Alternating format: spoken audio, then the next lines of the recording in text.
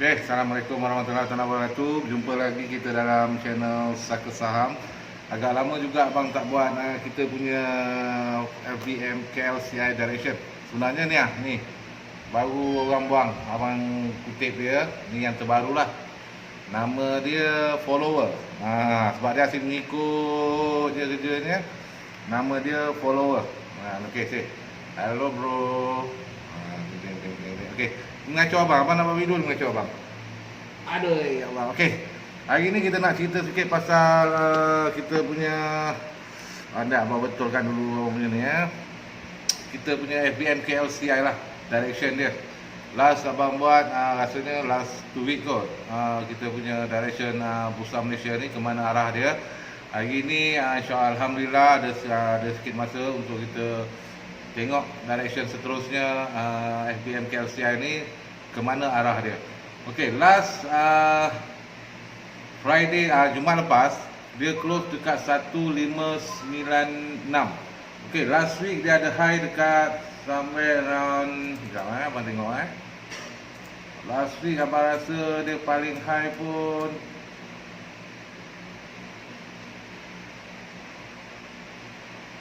satu 1,600 ada.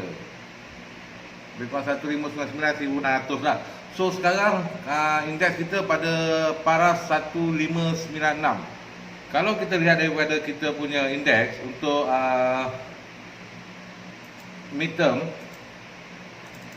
indeks masih lagi dalam keadaan 1620 lebih kurang 1618. Sebab kita dalam IFB abang ada cakap kemungkinan besar kita punya indeks akan pergi ke 1620 dan dia sampai ke 1618 tak silap.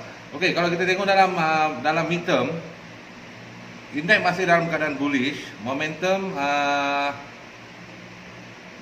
ada, tapi momentum berkurangan sebenarnya, tapi dalam keadaan yang masih lagi ada momentum kita punya midterm. Dan trend dia pun masih dalam bullish, semua dalam keadaan slim bullish lah. So 1593 sekarang indeks. Apa yang penting kita nak tengok sama ada indeks kita akan melepasi 1600 ataupun tidak. Sebab 1600 ni kalau kita tengok dia merupakan psikologi resistance yang adalah 1600 ke atas lah, kan. So 1600 psikologi terdekat untuk resistance adalah sekitar 1600. Kalau kita lihat daripada segi midterm, tiada lagi sell signal sebenarnya. Kalau kita lihat sell signal ni, maksudnya kalau abang kata dalam sell signal ni, kalau untuk indeks punya direction, trend dia masih bagus, cuma slim. So tiada lagi sell signal bermasuk di sini. Untuk midterm kemungkinan besar kita punya indeks ni akan break kepada 1600. Kalau terdapat sell signal ataupun dia break below area 1577, ada betul tak? Okey. Area 1577 ataupun 1576 dijangka akan terdapat sell signal pada indeks ini. So kalau terdapat sell signal, maknanya indeks ni akan menjadi weak. Menjadi weak. The next support untuk dia adalah sekitar 1570 lah. Pertama tadi kita tak nak dia break 1577, after that 1570. Then antara midterm punya yang support yang lebih jauh adalah sekitar 1530. Ini untuk indeks kalau dia drop lah. Ini support-support yang kita boleh letakkan pada midterm punya support. Pertama 1577, kita tak nak dia break below 1577.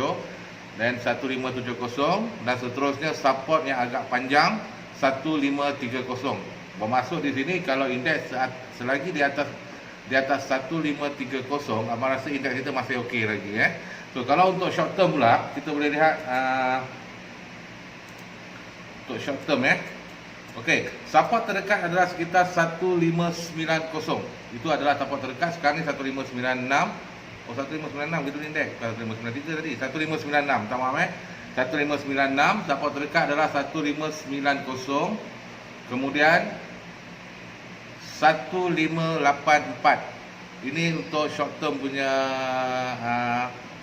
support lah. 1590, 1584, kemudian baru kita pergi ke 1577.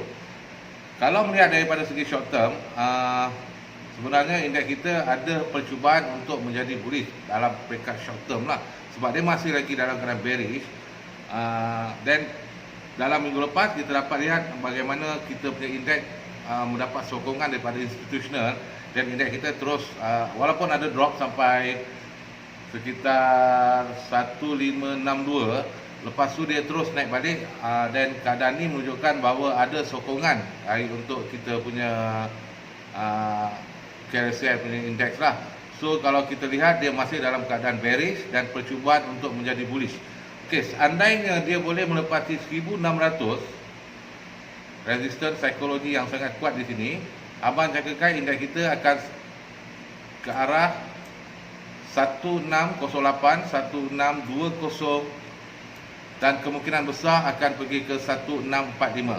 So seandainya indeks kita boleh break 1600, resistance terdekat agak kecil resistance ni 1608, kemudian dia akan test 1620 macam resistance yang kita nak sebenarnya pada minggu lepas. Kita nak dia lebih kurang 1620, tapi dia sampai 1618.